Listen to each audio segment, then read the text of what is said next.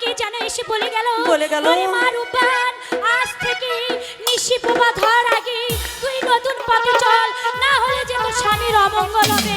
বলুন বলুন আম্মা জান, কি এমন অমঙ্গল হবে, কি এমন অভিশাপ আমার স্বামীর ভাগ্যে আছে? আমাকে দয়া করে বলুন আম্মা, দয়া করে বলুন। বলবো মা, বলবো। এই যে বিধির বিধান কেউ খণ্ডাতে পারে না মা। তাই তুমি স্বপ্নে যা দেখেছো এটাই সত্য। তোমার স্বামীকে নিয়ে যে তোমাকে বনবাস যেতে হবে, তা না হলে যে তোমার স্বামীর অমঙ্গল হবে। না না, আমি তা কিছুতেই হতে দিব না আম্মা। আমার স্বামীর কোনো ক্ষতি হোক আমি এটা কোনোদিনই চাইবো না। আমার এই দেহে এক রক্ত থাকতে আমি কোনো দিন আমার স্বামীর ক্ষতি হতে দিব না। তাহলে আর দেরি করো না। আমার জীবন বাজি রেখে আমার স্বামীর আমি প্রাণ রক্ষা করবো আম্মা। আম্মা তাহলে আর দেরি করবো না, আমাকে হাসি মুখে বিদায় দিন। আমি নিশি প্রভা ধর আগে এই রাজ্য থেকে নির্বাসনে চলে যাব।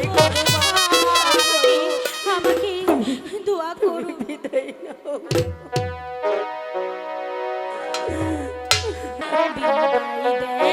বিদায় দেন আম্মা গো, ও হই আম্মা বিদায় দিন আই গো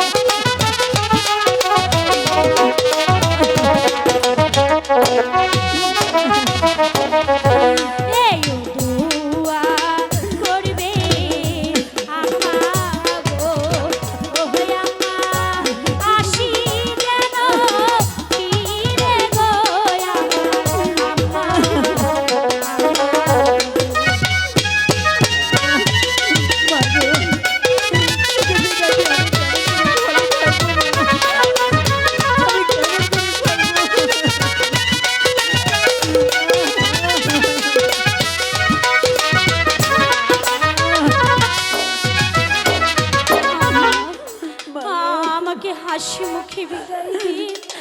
আর যে আমি বেশি দেরি করতে পারবো না, এদিকে যে ভোর আলো হয়ে যাচ্ছে। আমাকে হাসি মুখে বিদায় দিন। আমি যেন আমার স্বামীকে নিয়ে 12টি বছর ওই বনবাসে কাটি, আবার যেন আপনাদের মাঝে ফিরে আসতে পারি। আমাকে দোয়া করুন। আমি তো আশীর্বাদ ও করছি। আল্লাহ গো,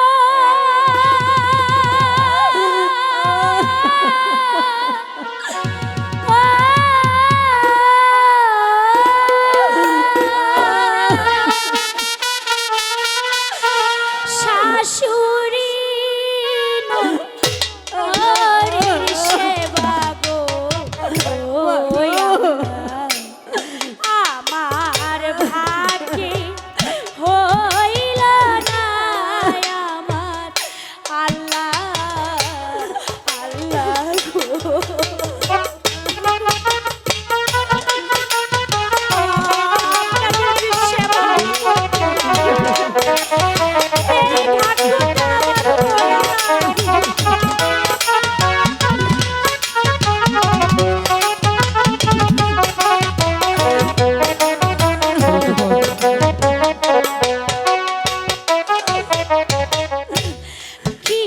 লেবু ভাই, উস্তাদ লেবু ভাই সাজঘরে আসেন। ও হই আম্মা, আমার প্রাণের শ্বশুর আমার আম্মা